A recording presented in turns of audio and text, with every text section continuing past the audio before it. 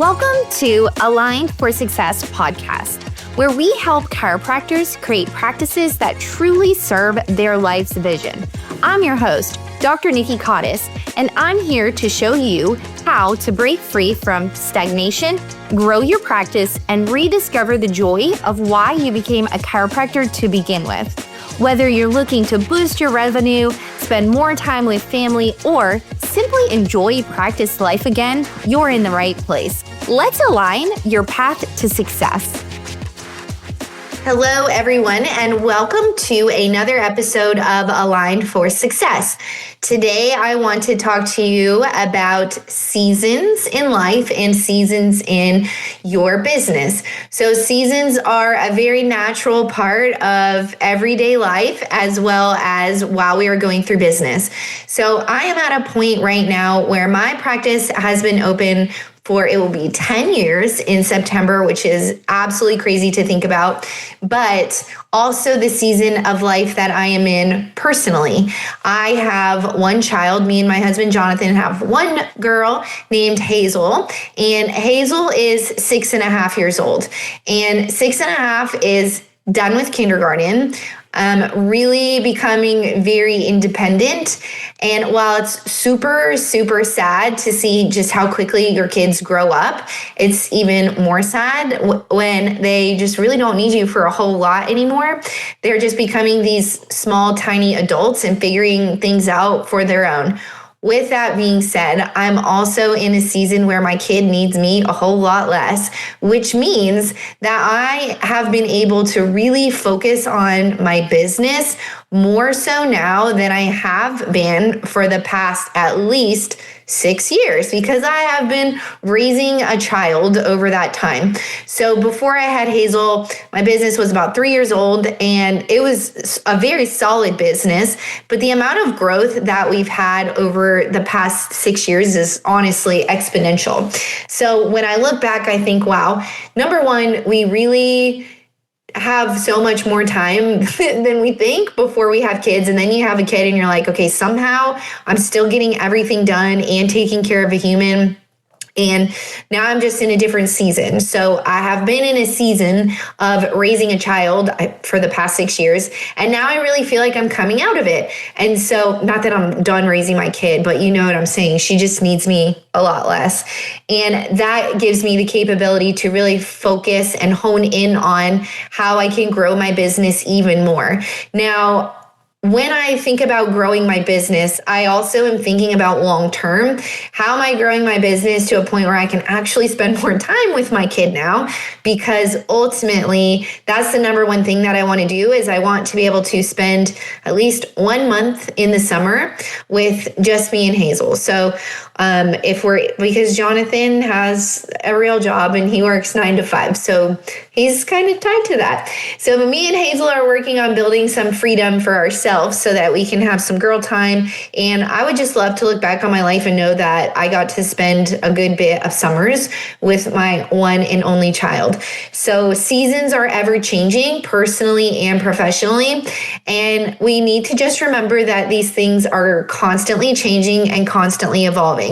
So if you find yourself in a season right now that feels particularly hard or overwhelming, just remember it won't be like that forever. And if you're also in a season where you feel like it's really easy and everything's just kind of flowing, just remember it may not always be like that forever either. So seasons come and seasons go, just like they do outside. Same is true for our life and our business. So if we can also just begin to love and accept the season that we're in and know when we're in a push season and when we're in a pause and reflect season, that will make your life exponentially more easy. And so just starting to recognize which season of life am I in and what does the next season look like? How can I go all in on myself? Second thing I want to talk about today is being a student of your calendar. So this is a concept that I learned at a mastermind from David Meltzer. And so he's really big in the sports world as a sports agent. But he would talk about being a student of your calendar.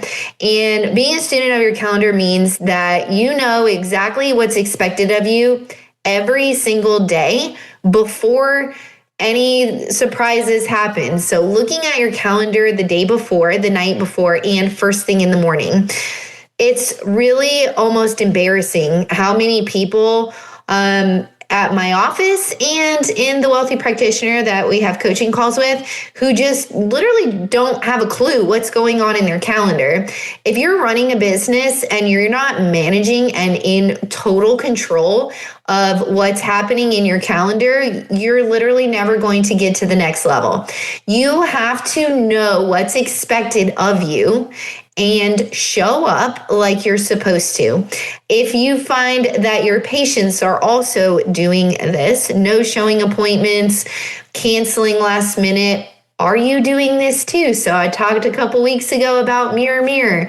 So that's a mirror, mirror moment. If you no-show calls, if you cancel things last minute, if you move stuff around on people, and then you get mad that people are doing that to you, that's a mirror, mirror moment.